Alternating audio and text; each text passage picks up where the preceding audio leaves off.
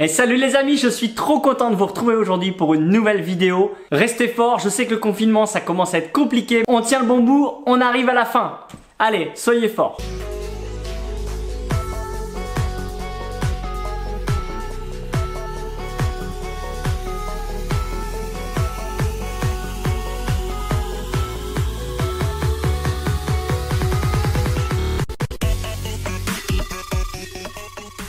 Aujourd'hui, vous avez vu, je me suis rapproché un petit peu parce que on va être un petit peu intime dans ce que je vais vous raconter aujourd'hui.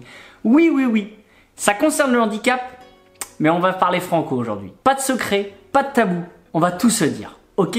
Avant toute chose, si ça vous plaît, si mes vidéos vous plaisent, n'hésitez pas à aller me balancer un petit pouce bleu, ça fait toujours plaisir. Et n'hésitez pas à vous abonner aussi à ma chaîne. Je vous l'ai dit, aujourd'hui, on va être très intime. Je vais vous parler du handicap et de la sexualité. Dis donc, mais tu viens plus aux soirées là? Alors ouais, tu dis, oh mais attends, mais ça se fait pas de parler de ça. Mais attends, déjà on va commencer par une chose. Est-ce que la sexualité, c'est un gros mot? Non, je crois pas. Hein. Je crois pas, il me semble que jusqu'à présent, un jour ou l'autre, on va tous le pratiquer. Alors pourquoi un handicapé n'aurait pas le droit d'avoir une sexualité? Tu sais pourquoi? Je vais t'expliquer tout ça. Et tu sais quoi après? Je vais te raconter des petites anecdotes. Je suis sûr que tu t'es fait la réflexion. Tu t'es dit, ah bon? Un handicapé, ça peut avoir des relations sexuelles? What? Pourquoi? Pourquoi cette réflexion? Pourquoi moi j'aurais pas le droit? Pourquoi les handicapés n'auraient pas le droit d'avoir des relations sexuelles? Mais bien sûr que oui, on est comme tout le monde. Et tu sais où est le problème? Le problème il est que le handicap est souvent infantilisé. Quelqu'un qui est en fauteuil roulant, quelqu'un qui est handicapé est forcément inférieur. Il y a un côté valide, je suis supérieur. Tu vois, sans le vouloir, tu le fais. Et forcément, tu te dis, mais non, il peut pas avoir, c'est impossible, il peut pas avoir de relations sexuelles. Et bah si. Et autre chose, ça, c'est pour la personne handicapée. Elle se dit, mais comment un corps difforme? Alors quand je dis difforme, attention, hein, c'est pas une critique.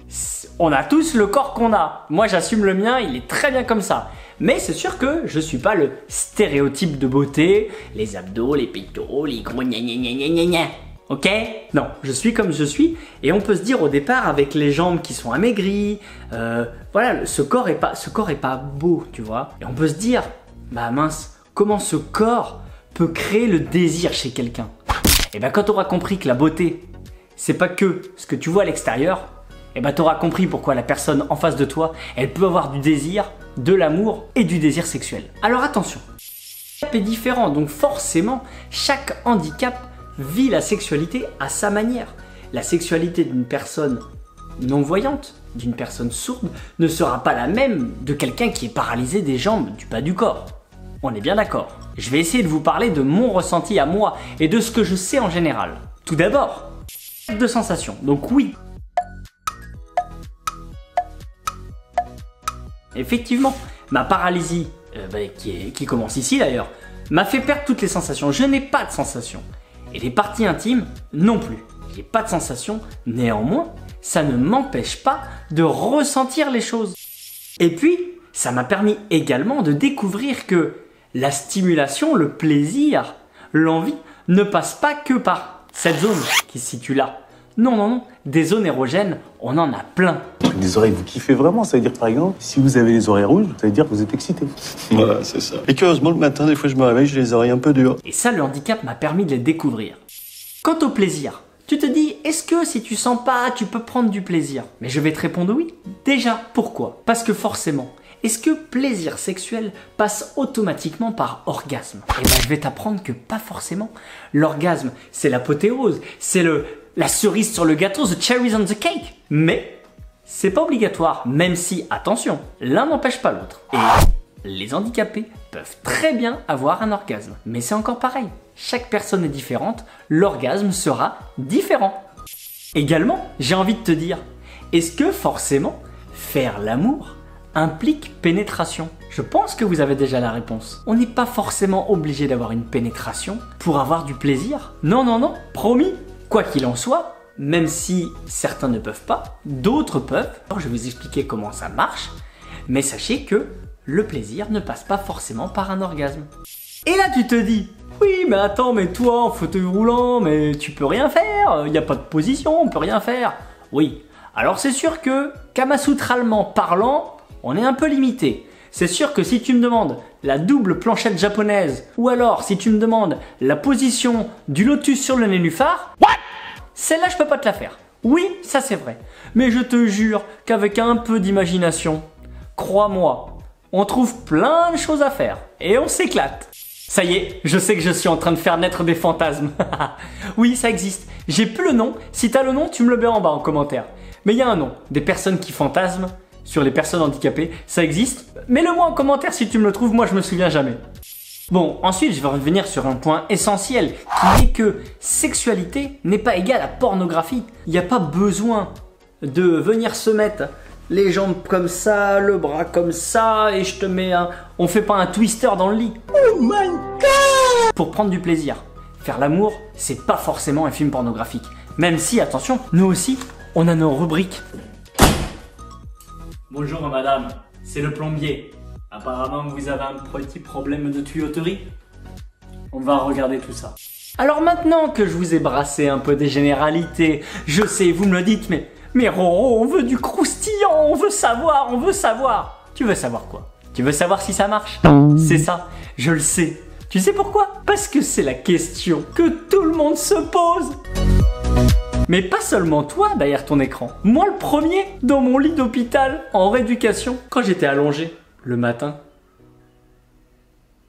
Alors, est-ce que Pinder est là? Est-ce que le chapiteau se dresse? Je le sais, tous ceux qui sont là, qui travaillent dans les centres de rééducation, toutes les personnes blessées médulaires le savent. On l'a tous connu, cette verticalisation chez le kiné, qui forcément fait dresser les foules. N'est-ce pas? Je sais que tu le sais toi, hein, bien sûr. Je vous explique sans plus tarder. Sachez qu'en fait, l'érection, attention je vous l'ai déjà dit, hein, on parle avec des mots, ce ne sont pas des gros mots. C'est l'anatomie, c'est le corps humain, c'est la vie. Une érection s'obtient de deux manières. Elle s'obtient de la manière mentale et de la manière mécanique. Mentale, il suffit que je pense à quelque chose, quand je suis valide, je pense à quelque chose qui est excitant, qui me donne envie. Et forcément, en tant que mec, je peux avoir une érection. Là forcément, étant blessé médulaire, même si quelque chose m'excite énormément, par exemple une raclette, le cerveau on va envoyer le message, hop, mais tac, au niveau de ma blessure médulaire, au niveau de mon atteinte, le message ne passe pas. Donc, désolé la raclette, mais il ne se passera rien en bas. Par contre, il existe une autre manière d'obtenir une érection, qui est la manière mécanique. Oui messieurs, pas besoin de réfléchir. Dès l'instant que l'on touche un petit peu votre sexe, dès l'instant qu'il y a masturbation, on a fortement de risque d'avoir une érection grâce à un afflux de sang dans la verge. Voilà comment ça marche. Donc, mentalement, ça marche plus, mécaniquement, ça marche toujours. Alors attention, là, je vais pas rentrer dans les détails, vous allez pas avoir des détails croustillants, je suis désolé, hein. Tout ce que je veux vous dire, c'est que chaque personne vit la sexualité à sa manière. Chaque personne a donc une façon, à sa manière, de prendre du plaisir. Chacun a sa manière d'obtenir une érection. Sachez que pour certains, elle est efficace, pour d'autres non. Il existe des traitements, alors des traitements qui sont au départ de l'ordre du sextoy. On peut tendre après vers du médicament ou on peut aller jusqu'à une opération. Et grâce à tout ça, ça permet à n'importe quelle personne en situation de handicap d'avoir une sexualité épanouie. Et je vais finir sur un dernier point qui sont les assistantes sexuelles. C'est quelque chose qu'on n'a pas en France, ça n'existe pas, c'est pas légal. Ce sont des personnes qui aident les personnes pas autonomes du tout, à appréhender leur corps, appréhender leur sexualité autrement. Gros problème en France, assimilé à de la prostitution, ce qui pour moi est une énorme connerie. La relation entre l'assistante sexuelle et le patient n'est pas du tout celle d'une prostituée et de son client. C'est mon avis personnel, je tenais à vous le donner.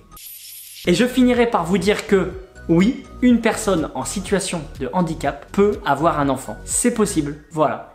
De manière naturelle ou de manière assistée, comme tous les couples font. Retenez juste, et on va finir là-dessus, que qu'on soit valide, qu'on soit handicapé, on n'a pas tous la même sexualité, on ne la vit pas de la même manière. Il y en a qui font comme ça, il y en a qui font comme ça, il y en a d'autres qui font autrement. On est tous différents. Assumez, n'ayez pas peur, c'est tout à fait normal. Donc pour ceux qui verront cette vidéo et qui sont encore dans leur lit d'hôpital ou en rééducation, sachez que ne vous inquiétez pas. Le chemin est long, mais n'ayez surtout pas peur d'en parler en rééducation parce que c'est vrai que la sexualité c'est de l'ordre de l'intime. On a peur d'en parler à un médecin, on a peur d'en parler à une aide-soignante, à une infirmière.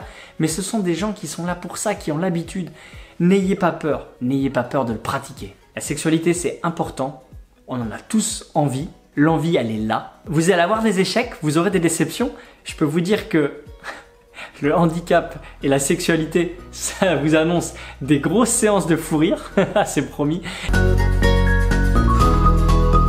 Et je pense que c'est comme ça qu'il faut la vivre, cette sexualité. Le principal, qu'est-ce que c'est? C'est d'avoir une complicité énorme avec sa partenaire. À partir du moment où vous aurez une complicité, que ce soit avec une partenaire éphémère ou avec votre femme adorée, l'un n'empêche pas l'autre, et ben je vous assure que vous aurez une sexualité épanouie, que vous puissiez vous mettre à quatre pattes, que vous puissiez vous mettre debout ou que vous soyez obligé de rester allongé. Peu importe, le principal, le but ultime, c'est de se faire du bien à deux ou plus. Chacun voit midi à sa porte. Et surtout, protégez-vous. Voilà les loulous, je vous remercie, j'espère beaucoup que ça vous a plu. N'hésitez pas à me balancer un petit pouce bleu, notez-moi dans les commentaires s'il y a d'autres vidéos que vous avez envie que je fasse. Et je vous dis à très vite. Bisous les loulous, soyez heureux.